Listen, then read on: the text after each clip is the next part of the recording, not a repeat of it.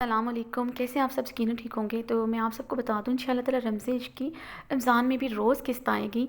लेकिन आप लोगों को इसके लिए मेरी डिमांड पूरी करनी होगी। छोटी सी डिमांड है, मेरे 37,000 सब्सक्राइबर पूरे कर दें। अगर आपको कल से बहारे शहराम हूर और हाम की स्पेशल एपिसोड चाहिए तो मेरी रिक्वेस्ट प्लस डिमांड पूरी कर दें। प्लीज़ आप लोगों के सब्सक्राइब ना करने की वजह से मेरी चैनल की रीच कम हो रही है। लेकिन अगर आप मेरी डिमांड पूरी करते हैं तो मैं रोज़ एपिसोड दूँगी।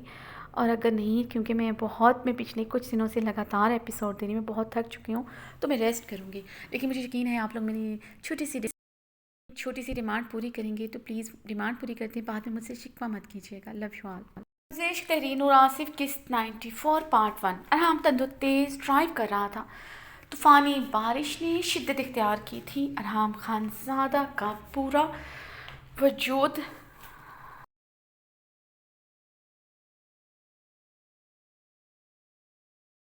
ज़लज़लों की ज़द में था। फ्रीज़े का मासूम चेहरा नज़रों के सामने आ रहा था। वो स्टेयरिंग पर मुक्का मारते कर्ब से चला उठा था। ज़िंदगी में दो ही रिश्तों से वो अपनी जान से बढ़कर मोहब्बत करता था, और दोनों ही रिश्ते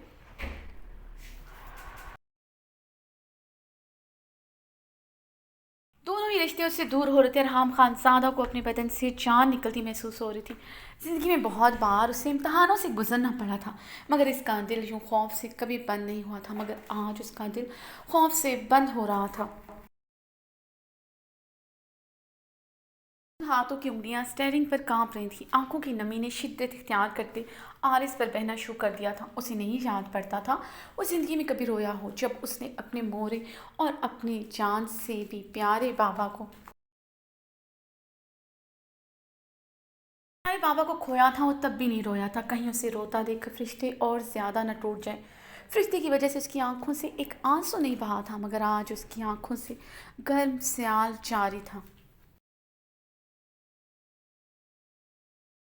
अरहाम खानज़ादा ने अपनी नमज़दा सुर्ख आंखें बाजू से रगड़ते हुए गाड़ी की स्पीड बढ़ाते हुए अपनी तमाम तवज्जो ड्राइविंग पर मरकूज़ की। उसे जल्द अज जल्द अपनी बेटी के पास पहुंचना था। उसकी आंखों की सुर्खी ने जब्त की वजह से शिद्दत इख्तियार की थी। शदीद तूफ़ानी बारिश में उसकी गाड़ी टूटी फूटी सड़कों पर फराटे भर रही थी। यकदम डैशबोर्ड पर रखा उसका मोबाइल फ़ोन चिंगाड़ा था। खान का नंबर देखते फ़ोन उठाए, कान से लगाया। फ़ोन पर मिलने वाली खबर ने उसके हवास कुछ पल के लिए छीन लिए थे। वो फ़ोन डैशबोर्ड पर मारता पूरी कुव्वत से चला उठा था। गाड़ी को टर्न करते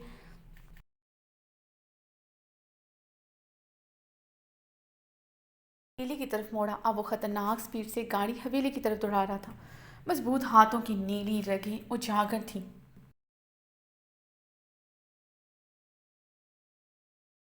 करबला की संजीदगी और तैशो इश्तियाल था, जो आज सब कुछ मसख करके रख देना चाहता था।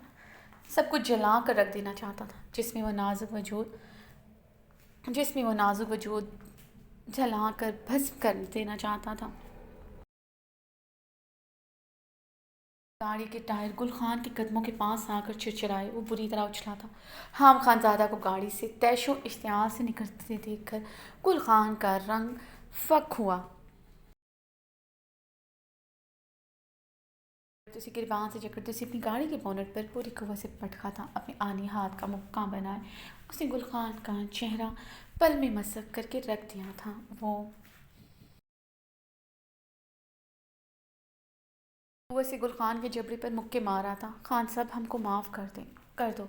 गुल खान ने चिल्लाते हुए इल्तिजा की।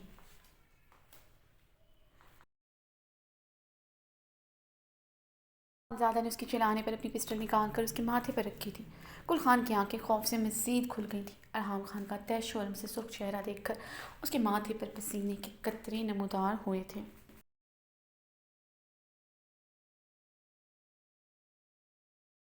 मुझे यकीन था जुनूनी इंसान उसे जान से मारने में पल नहीं लगाएगा। तुम्हें मैंने क्या बोला था? तुम एक मिनट के लिए यहाँ से हिलोगे नहीं। तुम्हारे होते हुए वो कैसे हवेली से चली गई? गेट अबूर कर गई। अरहाम ट्रैकर पर उंगली का दबाव बढ़ाते चलाया। खान साहब, बीबी जी ने कहा था दादी को हार्ट अटैक आया है, हम सबको अंदर बुला रहा है। हमको सब अंदर बुला रहा है। हम अंदर गया तो बीबी जी खुले गेट से पीछे निकल गया था पीछे से खुले गेट से पीछे से निकल गया। हमको माफ़ कर दो खान साहब, हम वादा करते हैं आइंदा ऐसा कभी नहीं होगा। गुलखान हाथ जोड़ते गिड़गिड़ाते हुए बोला। अरहाम की आंखों की जुनूनियत से वो काफ़ी डर गया था। कोई बयान बहीर नहीं था अरहाम खान ज़्यादा उसको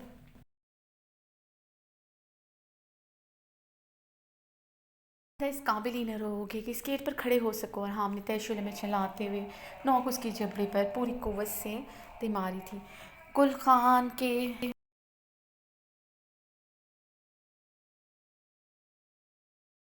उठा और हामी अब की बार उसकी गले पर रखी।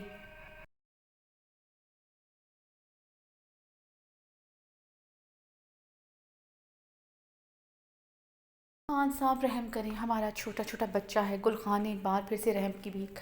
अरहाम की माथे की रगों ने तनाव की कैफियत इख्तियार की थी। उसने पूरी कुव्वत से गुल खान के गाल पर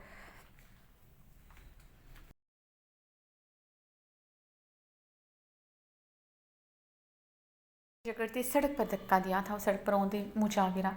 यहाँ से चले जाओ, आइंदा मुझे तुम्हारी शक्ल यहाँ नज़र ना आए, वरना मैं तुम्हारी वजूद में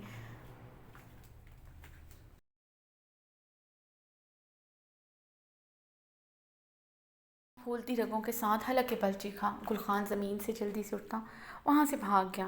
राम खान ज़ादा के सर पर इस वक्त खून सवार था। कोई बैद नहीं था वो उसे मार डालता।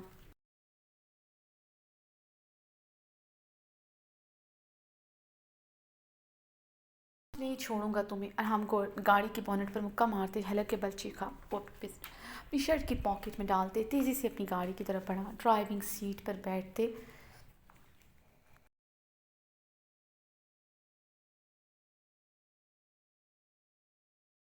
ड्राइविंग सीट पर बैठते उसने गाड़ी स्टार्ट की। अब उसकी गाड़ी का रुख इस्लामाबाद जाने वाली सड़क पर था और वो वहाँ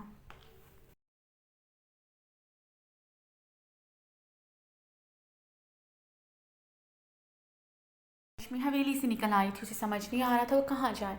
ना उसे इन ऊंचे नीचे रास्तों की खबर थी। वो भागती जा रही थी। उसे इन पहाड़ों के शहर में नहीं रहना था जहाँ सब उसके लिए पत्थर दिल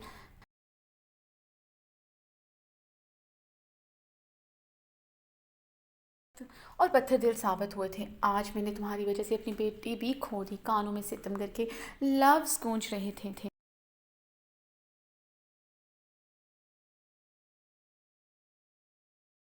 लीव हर परेशानी से अब आज़ाद करना चाहती थी। उसके साथ अपने बाप की मोहब्बत को ठुकरा कर इसलिए आई थी कि वो कभी भी अपनी वजह से उसे मरता हुआ नहीं देख सकती थी। अगर वो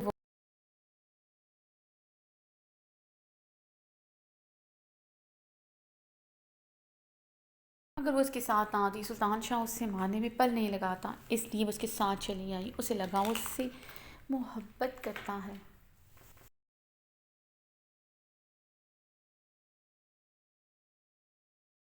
भूला उसे न कभी भूल सकता हूँ। वो एक वफादार औरत थी, तुम जैसी नहीं। वो हमेशा यहाँ रहेगी इस जगह पर।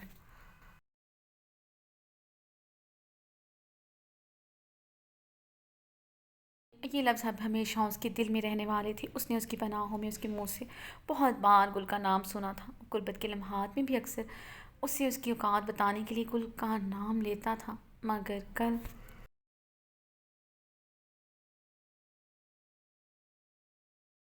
बहुत चुभे थे जो इसका दिल घायल कर गए थे। जो वो उसका ही था फिर वो उसकी क्यों बनकर रहे।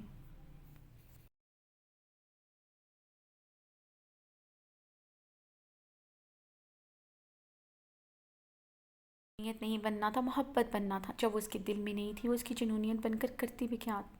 हक मलकियत के नाम पर वो रोज़ उसे अपने हवस का निशाना बनाता। ये उसे गवारा ना था। नफरत से भरपूर सरगोशियाँ सुनते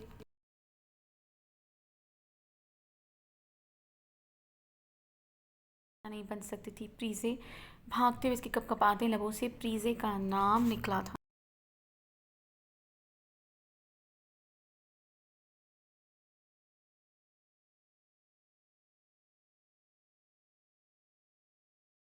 जिंदगी और मौत की जंग लड़ रही है। उसे हवेली में प्रीजे की कातिल बनकर नहीं रहना था। सीढ़ियों से गिर गई है। अस्पताल में ज़िंदगी और मौत की जंग लड़ रही है। और ये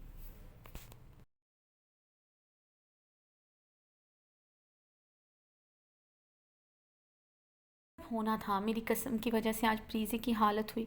कसम खाई थी प्रीज़े कि तुम्हारे सर के प्रीज़े की कसम खाई थी प्रीज़े की कि तुम्हारे सर के एक बाल पर भी किसी गैर की मर्द की नज़र पड़ी। तुमने अपने जिस्म की नुमाइश की, मैं तुम्हें नहीं छोड़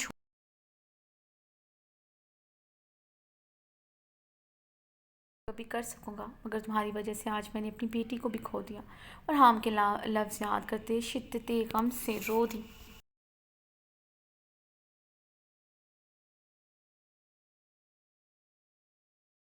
अगर प्रीति को कुछ हो गया तो क्या रह जाएगा फिर? वो तो उससे और भी ज़्यादा नफ़रत करेगा, उसे जान से मार डालेगा। वो जानती थी अरहाम उसे कभी सुल्तान शाह के पास वापस नहीं जाने देगा।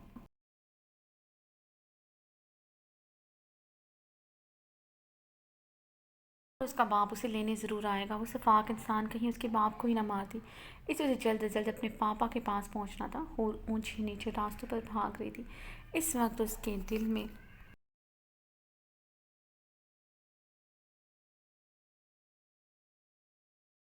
ज़्यादा का खौफ रुझान था। वो अपने हवास में नहीं थी, प्रीति को कुछ ना हो जाए। वो उसकी ज़िंदगी के लिए बेहद खौफज़दा हो चुकी थी और अरहाम की सज़ाओं के खौफ से उसके रगों में दौड़ता खून भी मंजमद हो रहा था।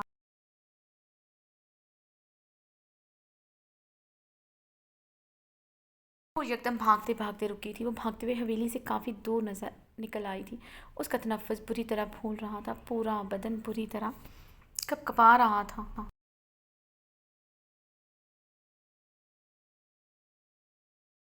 पूरा बदन पूरी तरह हाँफ रहा था और कुछ ही देर में थकन से चूर हो गई थी। कल रात का खाना खाया हुआ था, भूख की शिद्दत और सारी रात रोने की वजह से उसका बदन निकाहत का शिकार था। हूर ने सामने नजरें दौड़ाई जहाँ सड़क पर कभार कोई गाड़ी की हेडलाइट्स नज़र आ जाती थी। बरसती बारिश और सड़कों पर गुप अंधेरा था। मैं ऐसे तो इस्लामाबाद नहीं पहुंच सकूंगी। मुझे किसी ऐसी गाड़ी से लिफ्ट लेनी पड़ेगी।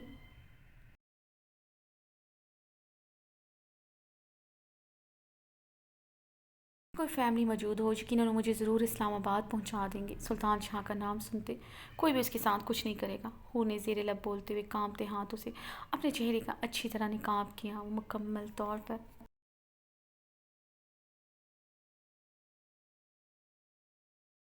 भीग चुकी थी। गुलाबी फ्राक जिस्म के साथ चिपका हुआ था, चादर जिस्म पर मौजूद होने से बचत हो गई थी। कांपते हाथों से अपने चेहरे का निकाब कर रही थी। ये चेहरा उसकी इज्जत का दुश्मन था। वो अच्छी तरह जानती थी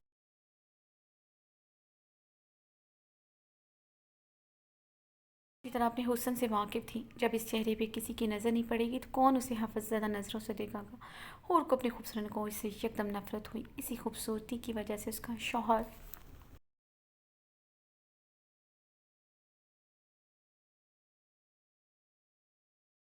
बेपनाह नफ़रत करने के बावजूद उसे छोड़ने को तैयार ना था। इसी खूबसूरती की वजह से हमेशा दूसरों की नज़रों में आ जाती थी। गाड़ी की तेज़ हेडलाइट्स ने उसकी आंखें एकदम चिंधिया दी थी। उसने जल्दी से अपनी अपनी आंखों पर बाजू रखा, गहरी सांस लेते उसने अपनी आंखों से बाजू हटाया तो उसकी सांसें सीने में दबते खामोश हुई थी। पूरे वजूद पर कपकपी तारी हुई खौफ की लहर से उसके असाब मंजमद हुए थे।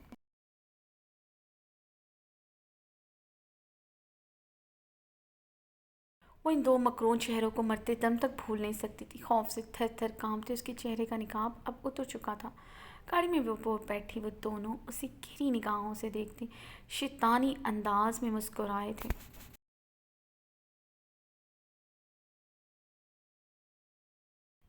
हूर के कदमों में से तो जैसे जान निकल गई थी। उसे लगा था जैसे उसके कदमों को किसी फौलादी चीज़ ने जकड़ लिया हो। इन दो गुलीस चेहरों को देखकर उसके वजूद की कपकपाहट बढ़ती जा रही थी। 6 महीने की पहले की वो रात याद आई। वो क़यामत रात याद आई जब इन दोनों की हवस का शिकार होते होते वो बची थी। अगर सामने बैठे दो शैतान सिर्फ इंसानों का गलीज़ लम्स वो आज भी अपनी कलाइयों पर महसूस करती थी। हूर ने कांपते हुए पीछे को कदम बढ़ाए।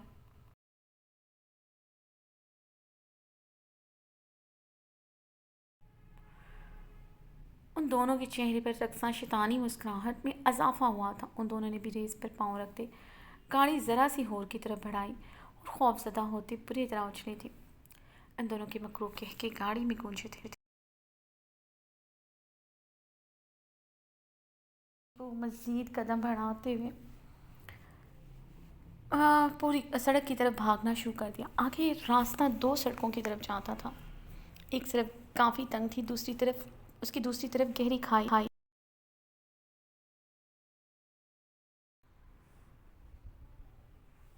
इसी गाड़ी का गुजरना बहुत मुश्किल था। वो लोग इस सड़क पर गाड़ी से उस तक नहीं पहुंच सकते थे, इसलिए उसने बिना कुछ सोचे समझे तंग सड़क पर अंधाधुंध भागना शुरू कर दिया। भोर की होशियारी पर पेचो ताप खा कर रह गई। गाड़ी से निकलने के सिवा उनके पास कोई रास्ता नहीं था। आज हर हाल में उन्हें हूर चाहिए ही थी। नाज़नीन भाई ने उन्हें डेडलाइन दे दी थी कि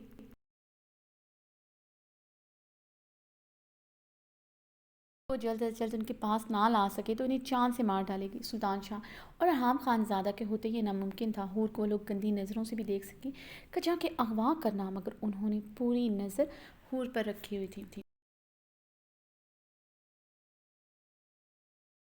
हूर की तलाश में छप्पा छप्पा छान मारा था। इस दौरान नाज़नीन भाई को हूर के बारे में कुछ कुछ पता न चल सका था।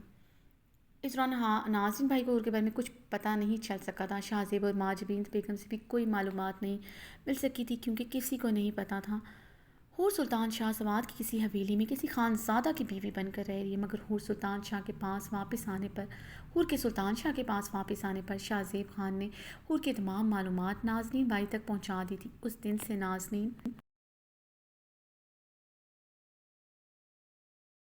आसिम भाई के आदमियों ने हूर पर नज़र रखी हुई थी। वो लोग अरहाम खानज़ादा की हवेली के इर्द गिर्द ही थे। आज पहले अरहाम को हवेली से निकलते देखा, फिर हूर को हवेली से निकलते देखा तो उनके मकरू चेहरे की बाछें ही खुल गई थी। हूर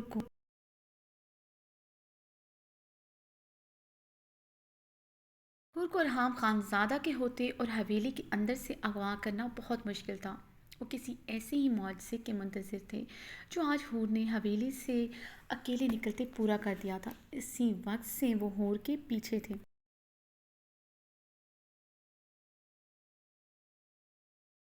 से निकलते हूर के पीछे पूरी कुव्वत से भागे। वो लोग हूर को बरसती बारिश में गालियां देते के पीछे उसी तंग सड़क पर भाग रहे थे। हूर तेज़ी से इस तंग सड़क पर बरसती बारिश में भाग रही थी। खौफ से बार बार पीछे मुड़कर देख रही थी। अपने पीछे कदमों की रफ्तार सुनते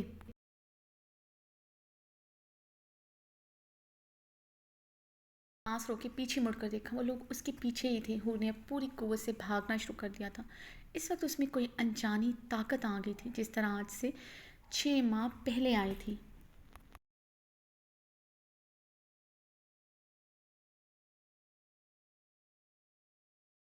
भी हो जाता, वो अपनी जान तो दे सकती थी, मगर इन लोगों की हवस का निशाना खुद को नहीं पर ए रुक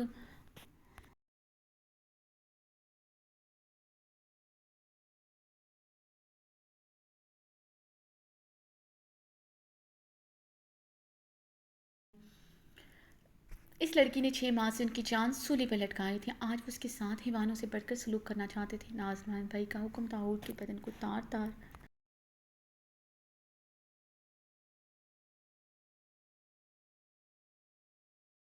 के पास लाया जाए। वो पूरी कुव्वत से बिना रुके सांस नहीं भाग रही थी। हूर ने सड़क का मोड़ मुड़ते पहाड़ पर चढ़ना शुरू कर दिया था।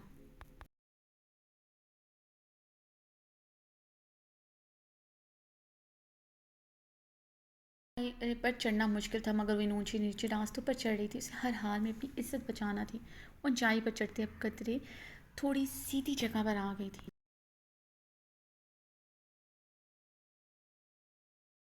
ये इस पहाड़ की ऊंचाई थी। यहाँ से एक तरफ सड़क भी जाती थी जो पहाड़ को काट कर बनाई गई थी। ये जगह काफ़ी बड़ी एक मैदान की तरह दिखाई दे रही थी। पहाड़ के इतराफ में नीचे की तरफ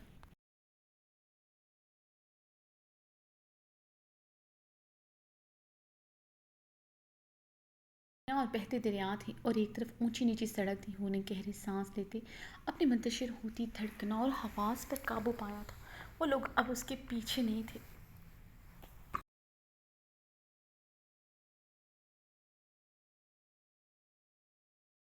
नहीं था। वो पर चढ़ाई पर चढ़ते पहाड़ की ढलवान पर आ गए।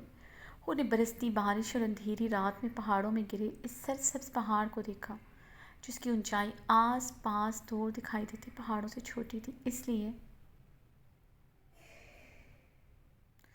वो थोड़ा आसानी से उस पर चढ़ आई थी, जहाँ कोई ज़ीरो नहीं था, ना ही दूसरी तरफ जाती सड़क पर कोई गाड़ी दिखाई दे रही थी। उसे समझ नहीं आ रहा था वो क्या करे। वापस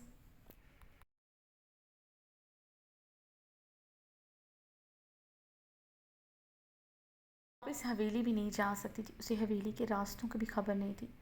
उन्हें चारों तरफ देखते हुए एक बार फिर से सड़क की तरफ भागना शुरू कर दिया, जहाँ से रास्ता पता नहीं किस तरफ जा रहा था। मगर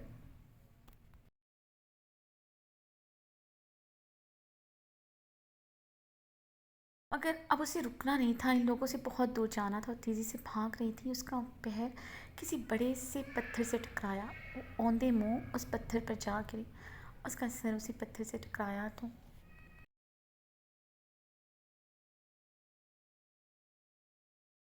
उसके माथे से बही थी। होने दर्द से कराहते हुए अपने माथे पर हाथ रखा, अपनी उंगलियों पर। वो फूट फूट कर रो दी। चादर उसके कंधों से फिसलती ज़मीन बोस हुई थी। होने कांपते हुए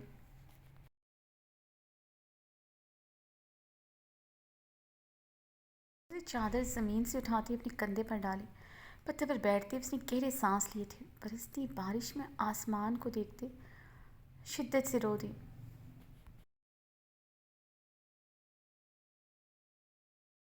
मेरी सबसे बड़ी गलती उस रात मैदान की सड़क पर आपकी मदद लेना थी। एक काश में रात किसी गाड़ी के नीचे आ जाती। जिस इंसान से अपनी इज्जत बचाकर भाग रही थी, उसकी हवस का निशाना बन जाती।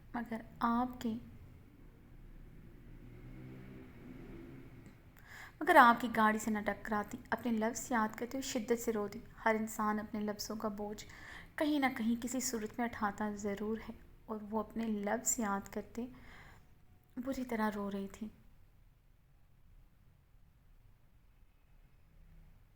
शायद खुदा ने इसी लम्हे उसकी दवा कबूल कर रही थी। अब वो आसमान की तरफ देखते चीखते हुए रो रही थी, ए मेरे खुदा, मुझे माफ़ कर दे। तू अजीम है, तू गफूर रहीम है।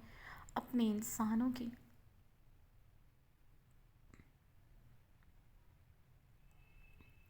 अपने इंसानों की गलती माफ़ करने वाला, मुझे माफ़ कर दे। मेरे अंदर इतनी हिम्मत नहीं है मैं अपने लफ्ज़ों का बोझ उठा सकूं। अगर उनमें से किसी ने भी मुझे छुआ, मैं खुदकशी जैसे हराम गुनाह करने की मुर्तकब हो जाऊंगी। ए मेरे अल्लाह, मुझे आजमाइश में मत डाल। वो आसमान की तरफ चीखें मार मार कर रो रही थी। काफ़ी देर तक इस पत्थर पर बैठी रोती रही। मुझे हवेली नहीं छोड़नी चाहिए थी। वो जैसा भी था, अगर मेरी इज्जत तो वहाँ महफूज थी। खुद ने कैप कपाते लबों से जेरे लब बोलते अपनी शाल अच्छी तरह खुद पर लपेटी। सर्दी की वजह से उसके बदन पर कपकपी तारी हो गई थी। उसे अपने करीब कदमों की चाप महसूस हुई तो हूर की सांसें रुक गई थी। उसने खौफजदा होते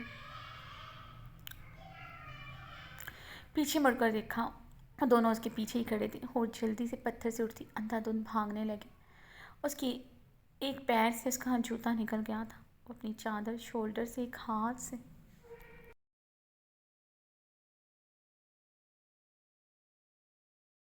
जकड़े पागलों की तरह भाग रही थी। शाल सिर्फ एक कंधे पर लटकी थी। बाल भीगे हुए गर्दन और उसकी भीगी फराक के साथ चिपके हुए थे। वो तेज़ी से भाग रही थी कि उसकी कलाई किसी के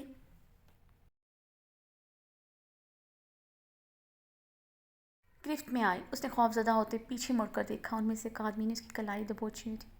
दूसरा पास ही खड़ा गहरी सांस लेता अपनी मूँछों पर हाथ फेरते उसे खून अशाम निगाहों से घूर रहा था।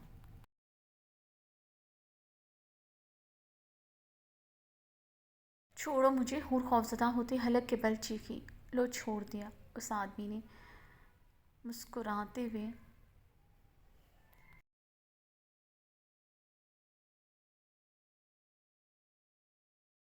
पूरी कुव्वत से हूर के मुंह पर सन्नाटेदार थप्पड़ मारते उसकी कलाई छोड़ दी थी। हूर कमर के बल खारदार पत्थरों से भरी ज़मीन पर गिरी। उसकी कमर और सर में शदीद चोटें आई थी। पीछे जख्म भी आया था। पत्थरों से उसकी कमर छिल चुकी थी। और दर्द से कराहती अपनी हिम्मत मजतमा करती जल्दी से उठकर बैठती, पीछे को खिसकने लगी। हूर के चेहरे पर खौफ और बेबसी देखकर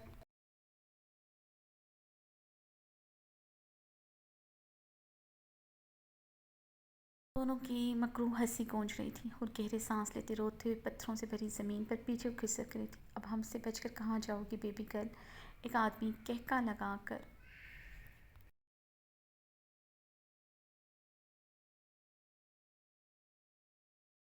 बोला। हूर खौफजदा होते मज़ीद पीछे को हुई थी। बहुत डराया है हमें, 6 महीने हो गए हैं तुम्हारे पीछे भागते हुए, आखिरकार तुम हमारे हाथ लगी। अब तुमसे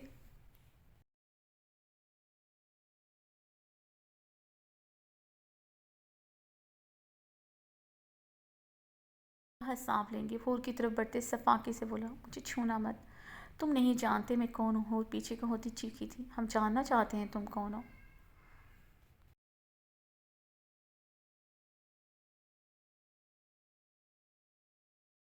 मुस्कुराता अपनी शर्ट उतार चुका था। उस खौफनाक इंसान को शर्ट लेस देखकर हूर की खौफ से रंगत सर्द हुई थी। मैं सुल्तान शाह की बेटी हूँ, तुम लोगों के चीतरे उड़ा देगा। हूर ने कपकपाते लबों से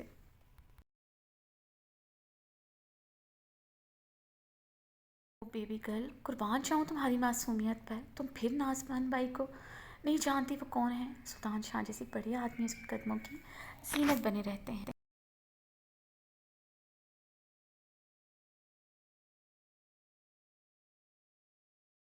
जैसे बहुत से नायाब हीरों के मालिक हैं नाजनीन भाई। अब तो नाजनीन भाई के सुल्तान शाह जैसे लोग तलबे भी, क्योंकि तुम जैसा कीमती हीरा नाजनीन भाई की मलकियत बनने लगा है। वो दोनों का शैतानी कहका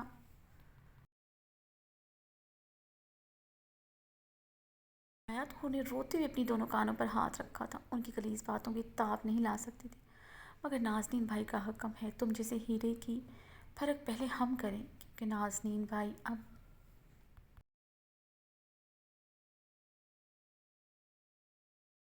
सब्र नहीं कर सकती। सुल्तान शाह को खबर भी देनी है उसकी बेटी जीनत। इसने हर जहरीले अंदाज में बोलते हुए हॉर्स को टांग से पकड़कर अपनी तरफ खींचा। हॉर्स ने ज़मीन पर पत्थर पकड़ते उसके सिर पर मारना चाहा।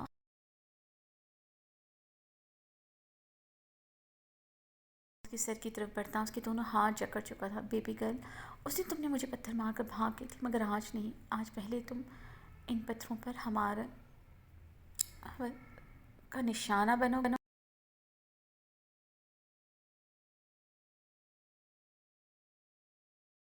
और सुल्तान शाह जैसे मर्दों का भी निशाना बनोगी। तुम्हारे करोड़ों में बिकोगे।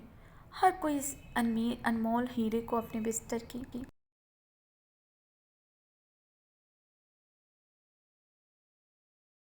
और सुल्तान शाह के दुश्मन भी हैं। तुमसे प्यास मिटाकर सुल्तान शाह से बदला ले लेंगे। जब उन्हें पता चलेगा तुम नाज़रीन भाई मज़ीद ताकतवर होगी, क्योंकि सुल्तान शाह जैसे बड़े आदमी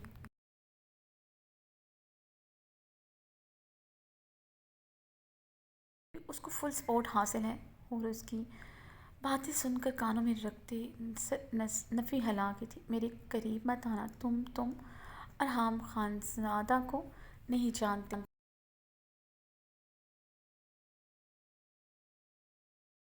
हुआ वो तुम लोगों को ऐसी मौत देगा, मौत को भी तुम पर रहम आ जाएगा। बहुत दर्दनाक मौत देगा वो, तुम और तुम्हारे जैसे इस मुर्दा लोगों से नहीं डरता।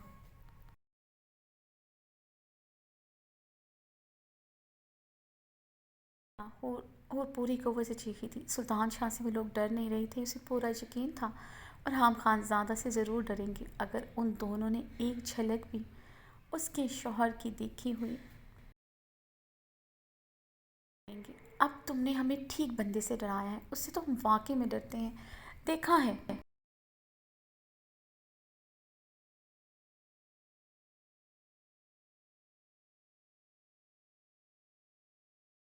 शौहर को पता चला सुल्तान शाह की पार्टी से वो तुम्हें कैसे लाया है, सारी मालूमात नहीं है उस खानज़ादा की।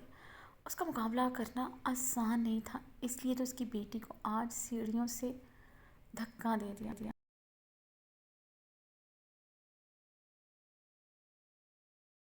ये जो इनके घर मुलाजमा बनकर रह रही थी, तुम्हारा शौहर अब नहीं आने वाला। वो अपनी बेटी की मैयत पर आंसू बहा रहा होगा।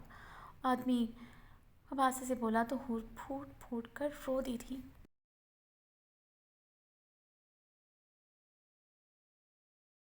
साथ ही सब हुआ। उसकी चीखें अब आसमान को छूने लगी थी। उसकी बदकिस्मती का साया उस मासूम बच्ची पर भी पड़ गया था। उसका क्या कसूर था? वो 5 साल की छोटी सी बच्ची भी चीखी। हमारे लिए छोटा बड़ा कोई मायने नहीं रखता। उसे तो सिर्फ सीढ़ियों से धक्का दिया, वरना हम इतनी छोटी छोटी बच्चियों से भी।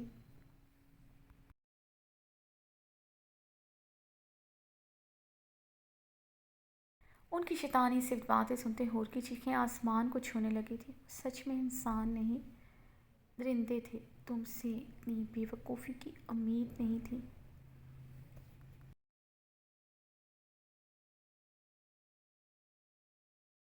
छोड़कर बहुत बड़ी गलती की। अब तुम इसका खमियाजा भुगतोगी, हर पल हर लम्हा। वो अपनी मूछों पर हाथ फेरता हुर पर झुकाई था कि दिल खराज चीखों से पहाड़ थर थरा उठे थे। हुर की सांसें थमी थीं। वो आदमी सिर पर हाथ रखता चीखें मारते हुए उसके पास गिरा था। हुर की आंखें खौफ से फटी की फटी रह गई थी। वो स्टिल हुई थी।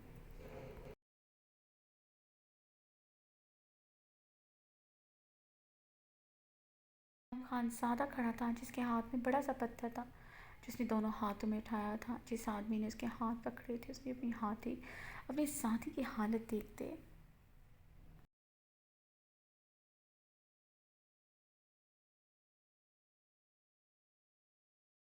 आंखों में अपनी मौत का रक्स देखते और के हाथ जल्दी से छोड़ दिए थे। खौफसदा निगाहों से अपनी साथी को देख रहा था, जिसका सर फट चुका था। अरहाम खान सादा ने जो पत्थर उठाया हुआ था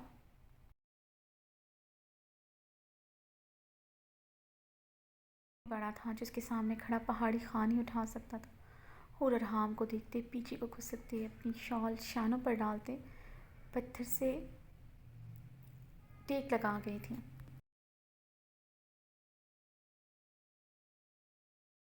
थर थर कांपते अपने सामने आदमी पड़े आदमी को देख रही थी, जिसके सर से बड़ी तेज़ी से पत्थरों को तेज़ी से बखो रहा था। पथरीली ज़मीन सुर्ख हो रही थी।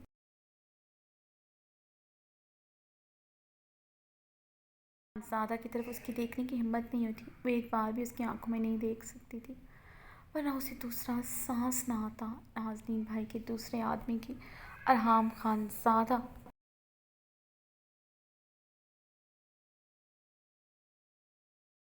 की तरफ बढ़ने की हिम्मत नहीं हुई थी। वो खौफज़दा निगाहों से सिर्फ अरहाम को देखे जा रहा था, जिसकी आंखों में मौत की सुर्खी थी। अरहाम खान अभी भी पत्थर हाथ में पकड़े खड़ा था। वो गहरी सांस लेता अपने सामने खड़ा खड़ा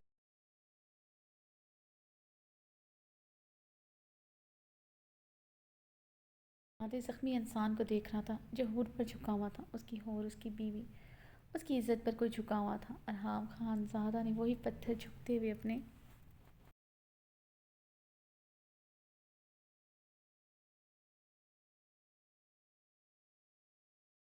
देखते हुए आदमी के मुंह पर पूरी कुव्वत से दे मारा था। उस आदमी के चेहरे से खून का फुवारा छूटा। कुछ छींटे हूर के मुंह पर पड़ी थी। वो बुरी तरह चीखते अपने मुंह पर हाथ रख गए।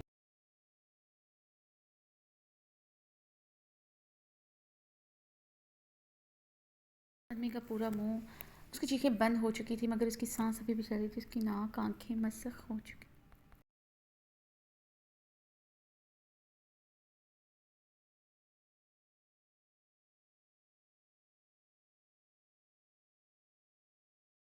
और हमने उसकी तरफ झुकते अपना भारी बोट वाला पाँव उसके सीने पर रखते उसके बाजू को जकड़ा था। इस हाथ से तुमने मेरी होर को छुआ और हम पागलों की तरह चीखा था। इससे ज़्यादा होर चीखी थी।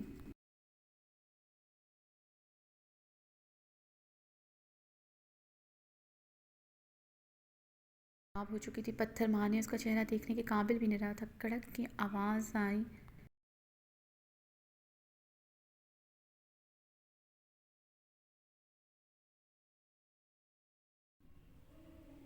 और हमने उसका दूसरा बाज जू छकड़े उसके साथ ही वही कुछ किया। होर अब मुंह पर हाथ रखे अपनी चीखें रोक चुकी थी।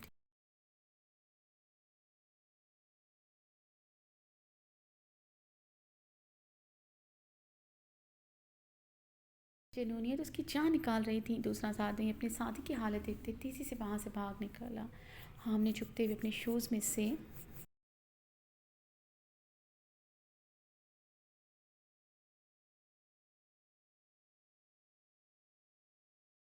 क्या करने वाला था। वो तो आदमी तो बेहिस्सो हरकत पड़ा था। पता नहीं उसकी सांसें भी चल रही थी कि नहीं।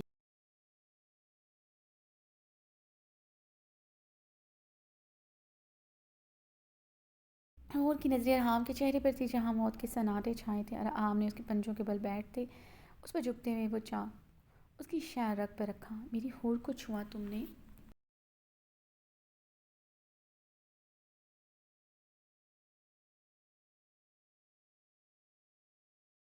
नज़रों से देखा तुमने। अरहाम हलक के बल धारता जा रहा था और की अब से स्कारियाँ बुलंद हुई थी। अरहाम ने उससे उसके मुंह से खटी घुटी घुटी आवाज़ निकली। वो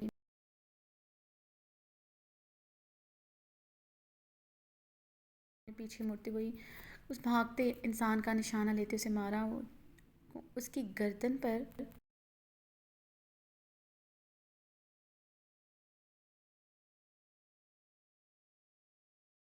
बेबस हुआ था। हम भागते हुए इसकी तरफ बढ़ा और खौफ से मुंह रख के हाथ थर थर कांप रही थी। अरहाम का ये रूप उसके दिल में मज़ीद दहशत बढ़ा चुका था। ये कैसा रूप था मुकाबिल का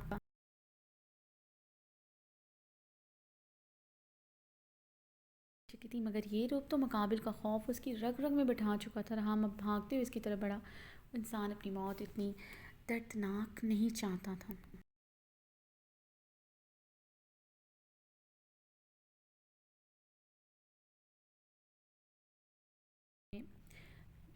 निकालते उसकी टांग पर फायर किया। वो चीखता हुआ रुका, मगर हराम का खौफ इतना छाया था वो जख्मी साथ टांग के साथ भी अपनी पूरी कुव्वत लगाकर भागा।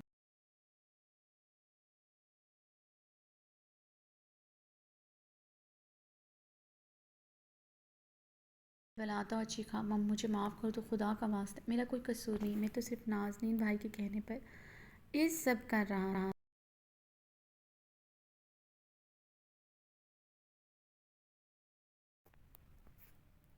ज़मीन पर चत लेटा चीखते हुए माफ़ी मांगने लगा।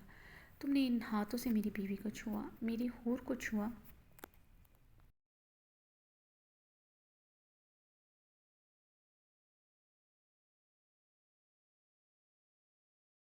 बैठते उसके हाथ पकड़ा। ना नहीं, मैंने तो नहीं छुआ, मैं सच कह रहा हूँ, मैंने हाथ भी नहीं लगाया।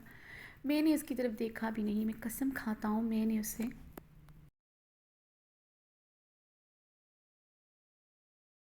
नूनी आंखों में देखते वो खौफ से चीखते बोला, तुमने इन्हीं हाथों से मेरी बीवी को छुआ था। तुम्हारे इन हाथों को मैं आज ऐसी सज़ा दूंगा।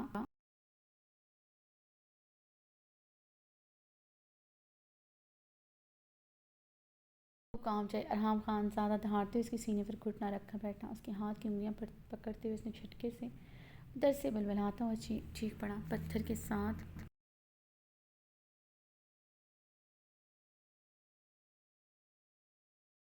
साफा हुआ तो खौफ से मुंह पर हाथ रखे हुए थी। सामने ही मशक शुदा दूसरे आदमी की भी यही हालत होने वाली खुद जानती थी। खुद इस तरह के इंसानों की दर्दनाक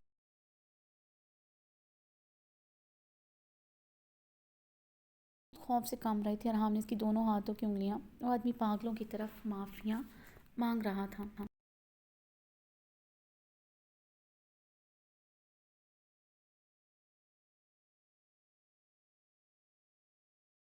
कि तुम्हें देखकर तुम्हारे जैसे आदमी इबरत हासिल कर सकें और वो तुम्हारे नाज़रीन भाई को पता चले किस किस इसने किसकी इज्जत पर हाथ डोलने की कोशिश की। मेरी इज्जत, मेरी होर, मेरी औरत की।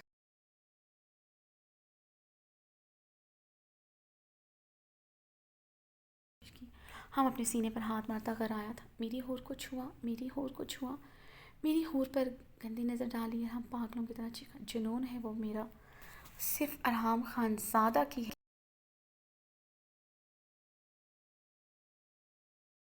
मिल्कियत, सिर्फ अरहाम की औरत, अरहाम की होर। हम उसकी गर्दन पर दबाओ। और सुल्तान शाह की बेटी बाद में, अरहाम खानजादा की बीवी पहले है। मेरी बीवी पर नज़र रखी।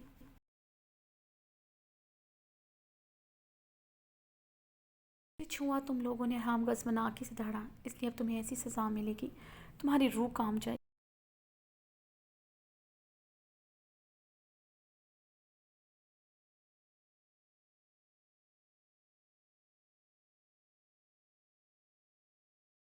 वो साकित हो चुका था। हूर ने अपने चकराते सर को थामा। आंखों के आगे बहुत तेजी से अंधेरा छाया था।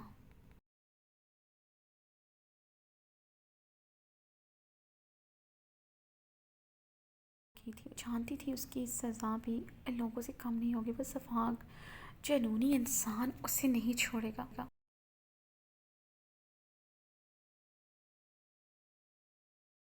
कांप रही थी। अरहाम खानज़ादा के खौफ से कांप रही थी। अरहाम अब गहरी सांस लेते उठा। चैन उसे फिर नहीं आया था। एक बार फिर उसने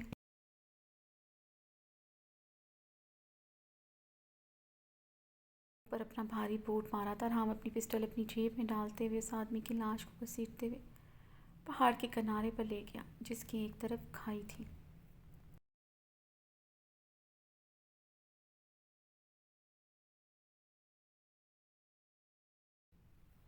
हाँ, हमने पहाड़ से उस इंसान की बेजान वजूद को बेदर्दी से खाई में फेंका। अब वो हूर की तरफ बढ़ा जहाँ दूसरा आदमी पड़ा था।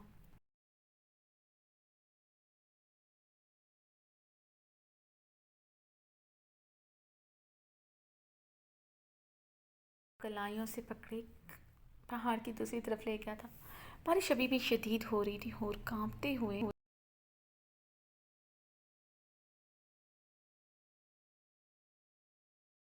जो पहाड़ के किनारे खड़ा गहराई में जाने क्या तलाश कर रहा था। शायद उसे अभी भी चैन नहीं आया था। गहरी सांस लेते कपकपाते हुए पत्थर को पकड़े पा मुश्किल उठी।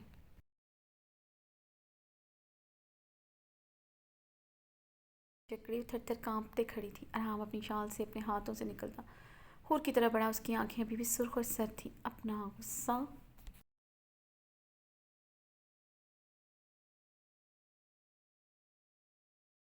पर निकाल कर भी उसके अंदर भड़कती आग ठंडी नहीं हुई थी, बल्कि मज़ीद भड़क रही थी। और जिस तरह हूर के ऊपर झुका हुआ था, उसके हाथ पकड़े हुए थे, उसका लहू शरियानों में जैसे फट रहा था।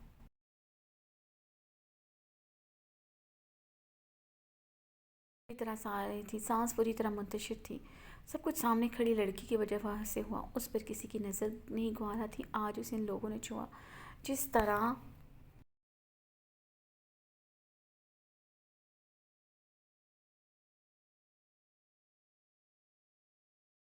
उसको दिलो दिमाग में आग लगा चुके थे। हम गुस्से और इश्तियाल से हूर की तरफ बढ़ा था।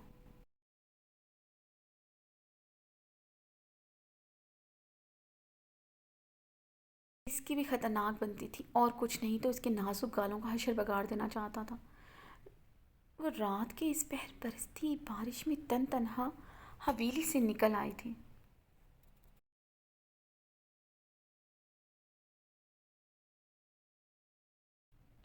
इतना तो जानता था आज के बाद उसकी इजाज़त के बगैर कमरे से कदम निकालना कि तो दूर की बात, वो बेड से भी नीचे नहीं उतरेगी। मगर गर्म भड़कता खून सामने खड़ी थर थर कांपती लड़की को सजा देकर ही ठंडा होना था, जो आज हर हद पार कर चुकी थी। उसके नज़दीक ये आखिरी हद थी। अरहाम को अपनी तरफ बढ़ता देखकर हूर ने खौफ से पीछे को कदम बढ़ाए थे।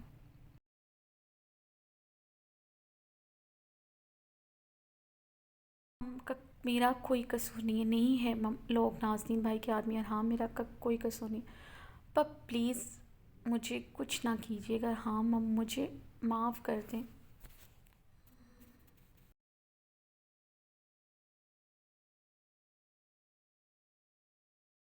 खुदा का वास्ता है। और पीछे कदम बढ़ाते दोनों हाथ छोड़ते गिड़गिड़ाते रोते हुए बोली।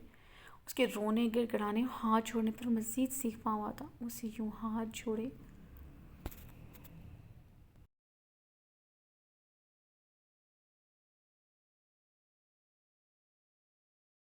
गिड़गिड़ाते नहीं देखना चाहिए, मगर ये लड़की उसकी इज्जत की तनाबे हिला देती थी। उसकी बेटी प्लीज़ ज़िंदगी और मौत की जंग लड़ रही थी और वो यहाँ था आज। फिर वो अपनी बेटी और बीवी में से अपनी बीवी की इज्जत चुन चुका था। पहले मैंने सुल्तान शाह इस वजह से छोड़ा था क्योंकि मेरी सौतेली माँ आज भी ने मेरा सौदा कर दिया था। और की बात पर अरहाम के कदम उसकी तरफ बढ़ते रुके थे। पापा उस वक्त लंदन में थे। माजवी ने पूरी प्लानिंग की थी। जब मुझे पता चला मैं शामंशन से भाग आई, मगर इन दोनों ने मुझे रास्ते में अगवा कर लिया था।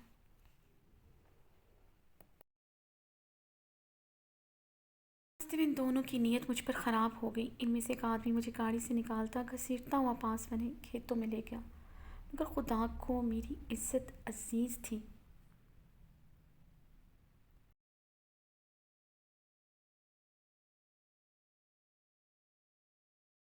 छूने भी नहीं दिया था और ज़मीन पर पड़े पत्थर से, और अब रोते हुए हिचकियों से बोल रही थी। वो अपने हवास में नहीं लग रही थी।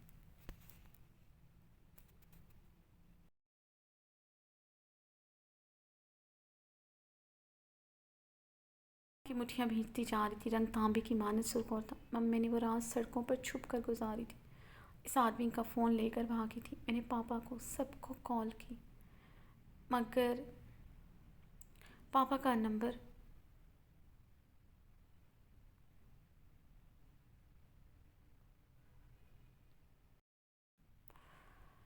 नंबर बंद था। अरहाम, मेरी किस्मत ख़राब थी। अरहाम उस रात बनी दुकानों की शेड के नीचे खड़ी रही। जरमिश को कॉल की।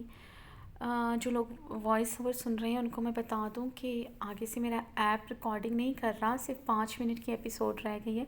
वो रुक रुक के चल रहा है। मुझे डर लग रहा है कि कहीं वो मेरी तमाम रिकॉर्डिंग ना ख़राब हो जाए।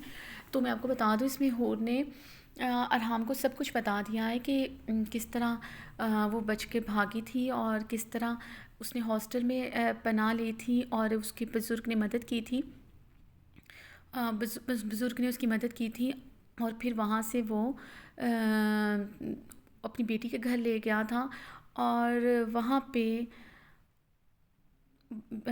पे उसकी बेटी के शौहर की उसकी नीयत ख़राब हो गई थी और उस रात वो इस तरह अरहाम की गाड़ी के आगे आ गई थी।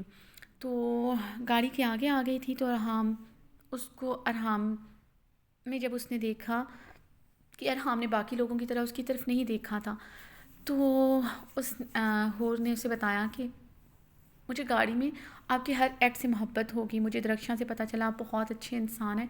मुझे बिल्कुल नहीं पता था कि आप शादीशुदा हैं, और इसलिए मुझे उस रात यही लगा कि आपसे निकाह करके मुझे इज़्ज़त मिल जाएगी, मुझे तहफ़्फ़ुज़ मिल जाएगा। मगर आपसे निकाह करके मुझे तहफ़्फ़ुज़ मिला, मगर मुझे इज़्ज़त नहीं मिली। आपने मेरे साथ जो सलूक किया। और फिर वो उससे ये बातें करती है, अरहाम सुन रहा होता है और उसका बहुत तकलीफ़ हो रही होती है, इस तरह का कुछ है। और फिर आई एम सो सॉरी, मेरी रिकॉर्डर बहुत मुश्किल से चल रहा है। मैं बार बार पॉज़ भी नहीं कर सकती, इस वजह से मुझे ऐसे बोलना पड़ रहा है क्योंकि वो रुक रुक रुक के ना मेरे पेजेस चल रहे हैं। तो उसके बाद वो अरहाम को बताती है कि आप जब मुझसे पूछते रहे कि मैं कौन हूँ, मैं कैसे आपको बताती। मेरी माजी में मेरी माँ एक मेरी माँ कोठे से थी और तवाइफ थी, और मैं और मेरा बाप मेरी माँ का कातिल। वहाँ से नावल ख़त्म हो जाता है। तो आई एम सो सॉरी, बाज़ का ऐप बहुत प्रॉब्लम करता है। अगर मैं यहाँ पे कंटिन्यू 5 मिनट और रिकॉर्डिंग करती, वैसे तो 2-3 मिनट की रह गई है, तो सारा कुछ स्टॉप हो जाना। तो मैं पिछले 1 घंटे से रिकॉर्डिंग कर रही हूँ। आई एम सो सॉरी, और मुझे नहीं पता कि ये ऐप चलना भी था कि नहीं।